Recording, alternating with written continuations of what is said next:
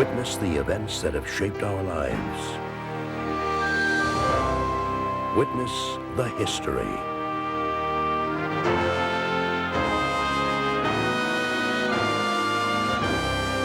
Witness our century. World War II, history's greatest conflict, seen through the eyes of the soldiers who fought the battles. Hear their dramatic stories and witness the epic clash between Axis and Allies, victory and defeat from both sides of the battle line.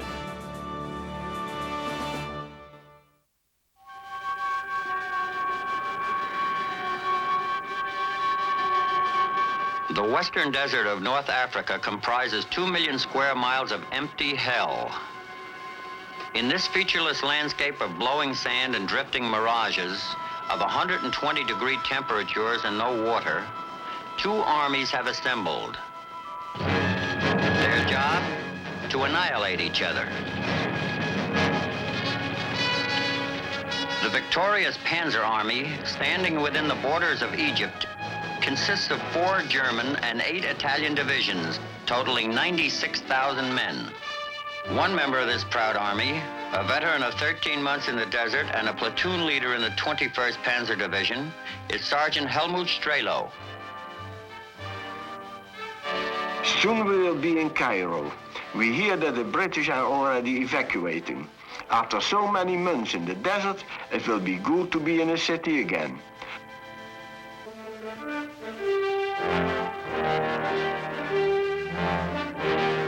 These tough, self-reliant, and aggressive soldiers are brilliantly led by General Erwin Rommel.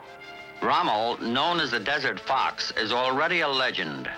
His men idolize him. His enemies respect him. Even Churchill doesn't hesitate to call him a great general.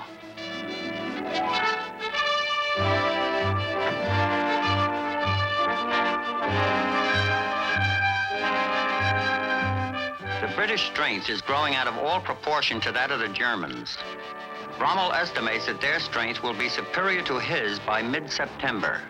Rommel must attack before the odds are against him.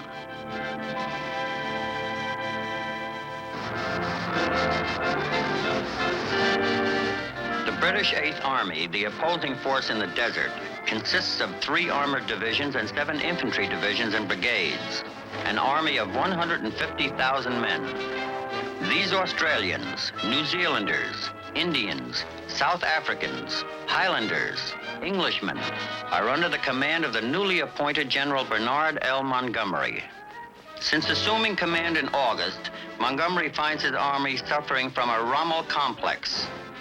His men are so awed and mesmerized by this wizard of the desert that anything done well is called a Rommel. Monty sets out to shatter this legend and create his own. In the days to follow, Montgomery completely reorganizes the 8th Army and tells his men, "We stay here alive or we stay here dead."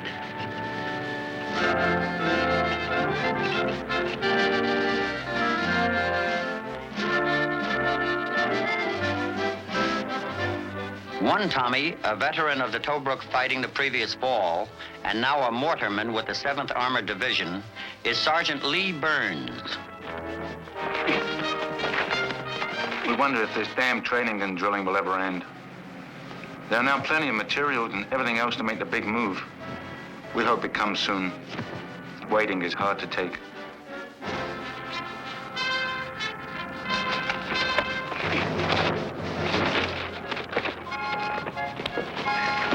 From now on, we are going to be doing the chasing. We are going to win, and that is all there is to it. It is an uplifting feeling to realize that we are starting in again. Hit Monty for my money any day.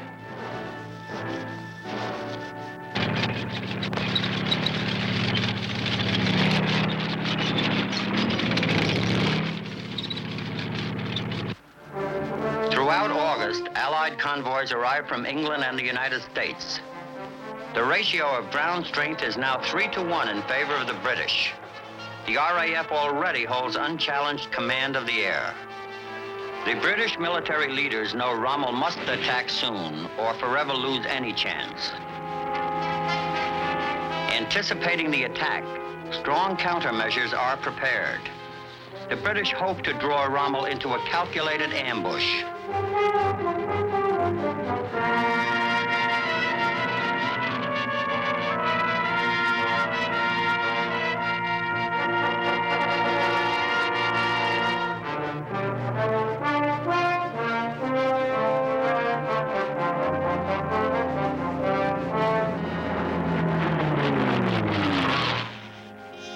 Rommel's main concern is his supply problem. Everything from tanks to bullets to fuel must make the dangerous Mediterranean voyage and then be trucked another 500 miles across the Libyan desert to the front.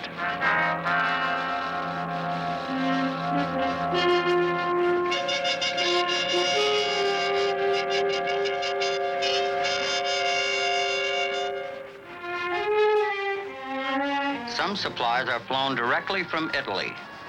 The Royal Navy and the RAF make certain that the quantities are never adequate.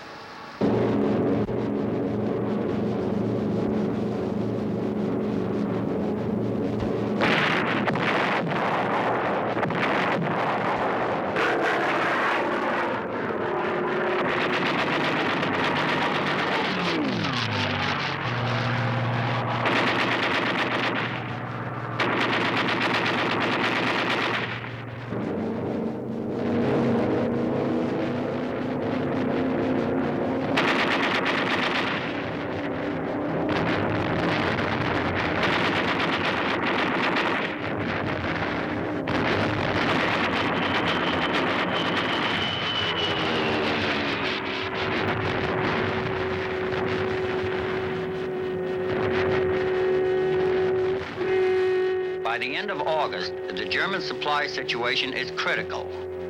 For Rommel, it is now or never. He must take the offensive without further delay.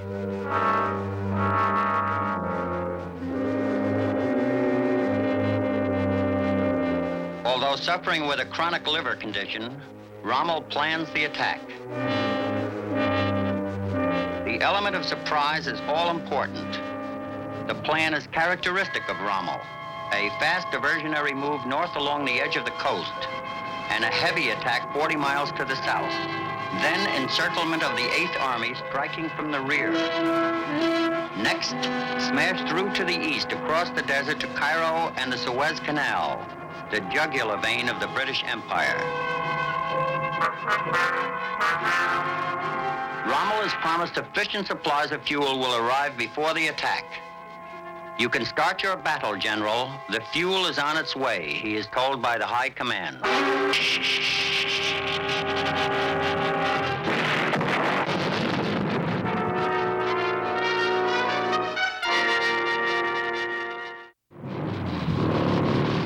A little after midnight on August 30th, the attack begins.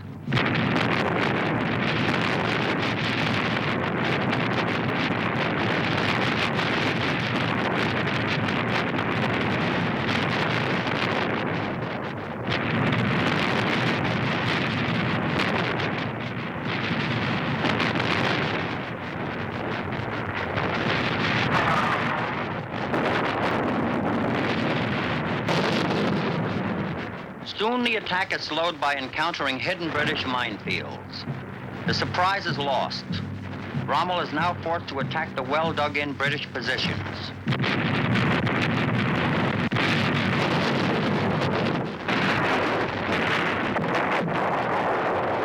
Before the day is finished, 3 of the 4 German generals leading the attack are killed on the battlefield. By the 3rd day, the RAF adds the finishing touches to the collapsing German offensive.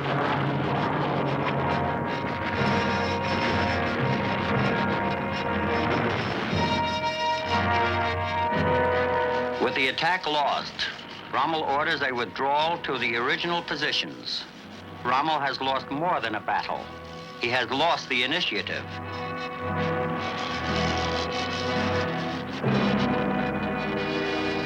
After the clash at Alem El Halfa, the British 8th Army begins to prepare for its own offensive. The attack is set for October 23rd to coincide with the planned Allied invasion of North Africa. Operation Torch, scheduled 2 weeks later.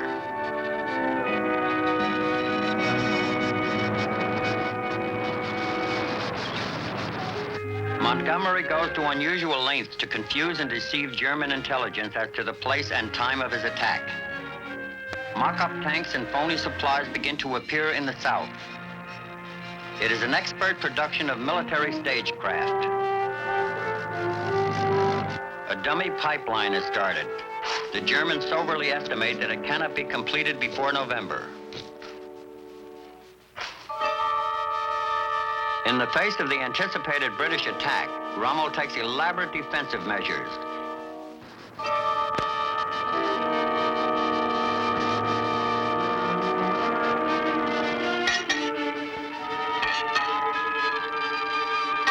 He constructs intricate barbed wire entanglements and a series of minefields called Devil's Gardens, acre after acre of carefully planted high explosives.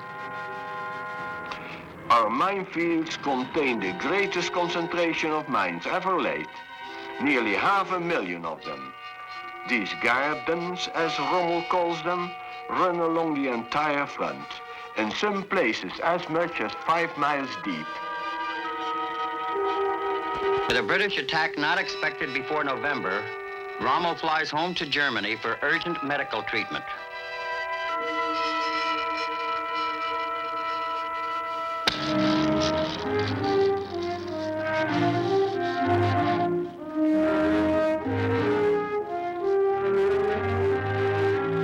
The 8th Army intends to destroy Rommel's forces in their defensive positions. The method is unorthodox. Infantry will move in first, followed by the tanks. By the end of October, the preparations are complete. Montgomery tells his troops, "When I assumed command of the 8th Army, I said that the mandate was to destroy Rommel and his army, and that it would be done as soon as we were ready. We are ready now." On October 23rd, 1942, 1,000 British guns opened fire.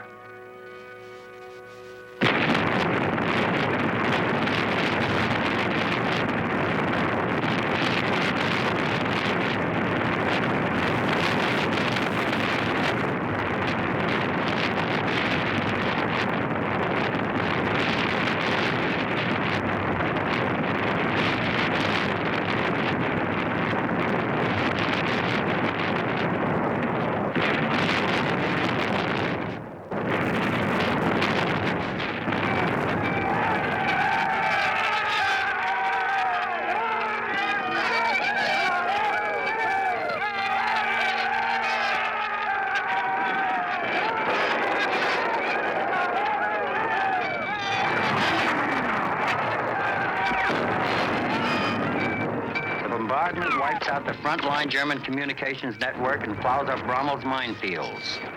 The infantry manages to penetrate the main German defense line along a front 6 miles wide.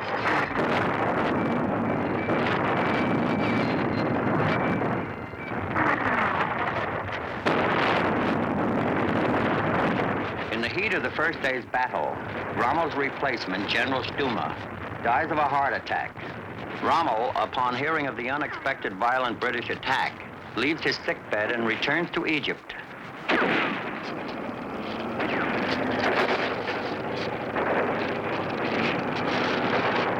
On the 25th, all British armor is in the open. An important landmark, Kidney Ridge, is taken by the British.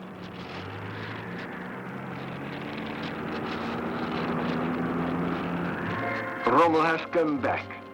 He has been in a hospital in Austria, but when he heard that the Afrika Korps was in trouble, he demanded a plane and flew here.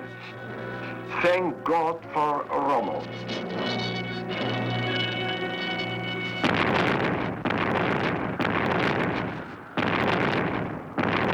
Rommel launches an attack to regain Kidney Ridge.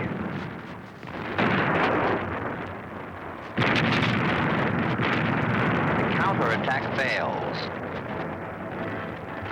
Rommel observes rivers of blood are poured out over miserable strips of land. To add to the problem, the German tanker Proserpina is sunk outside Tobruk. Rommel sends an urgent message to Hitler.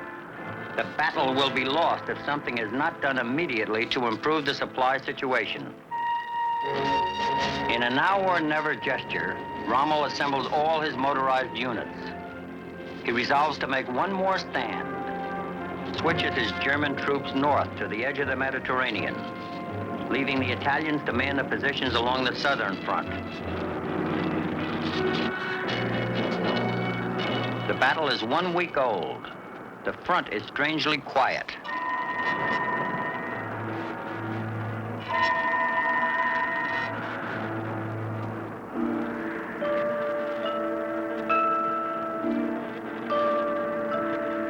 Monty is assembling a new striking force for the big push, called Operation Supercharge.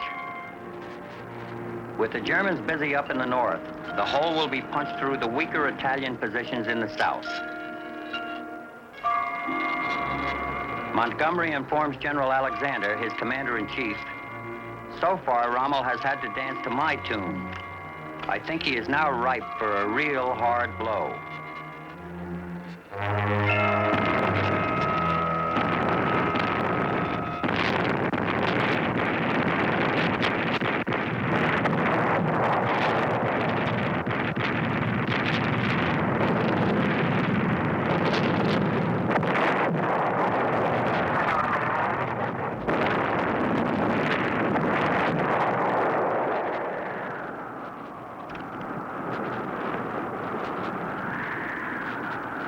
We are ordered to charge.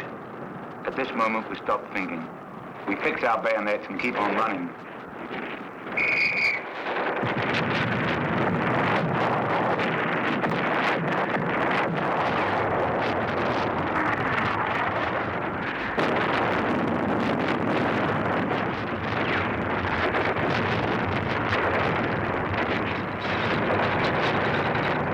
This is the largest armored engagement of the African campaigns.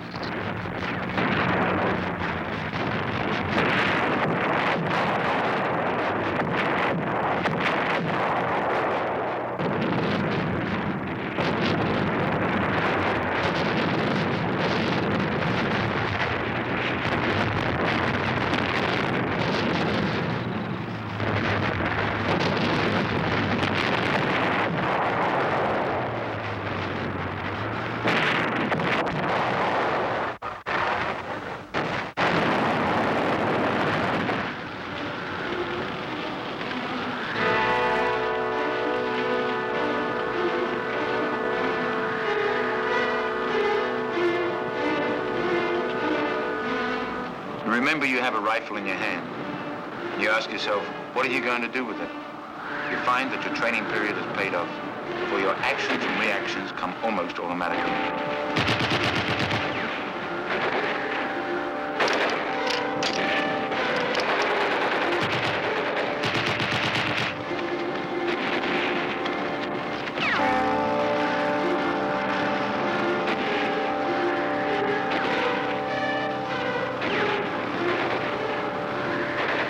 Rommel now has only 35 tanks left.